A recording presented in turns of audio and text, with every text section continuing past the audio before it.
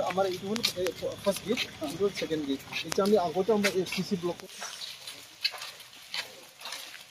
Itu building itu namanya sih? Itu namanya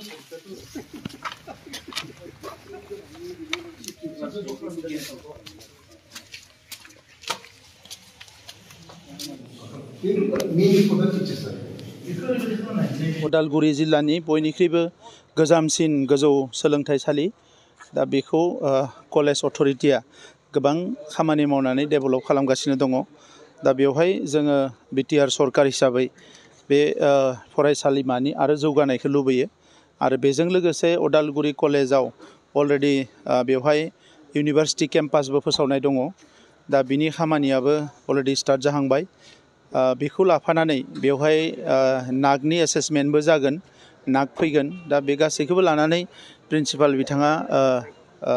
माखासे खोथा सावरायनो गोनां दङ होननायलाय जों सावरायनो फैदों आङो मिजिंथिदों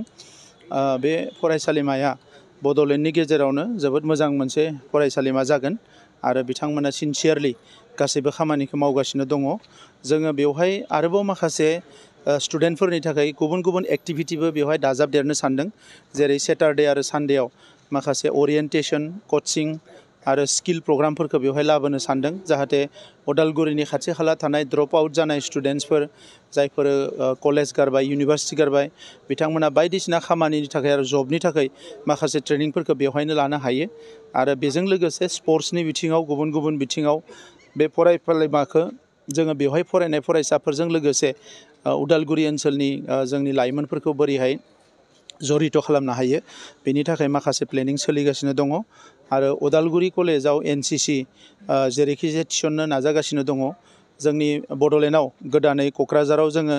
एनसिसि इउनिट मोननो हादों आगोलाव धुब्रिनिफ्राय बियो सालायोमोन नाथाय बेखौ बोखावनानै क'क्राझाराव मोननो हाबाय क'क्राझाराव अफिसा स्टार्ट जानाय लोगो लोगोनो उदालगुरि कलेजाव एनसिसिआ स्टार्ट जागोन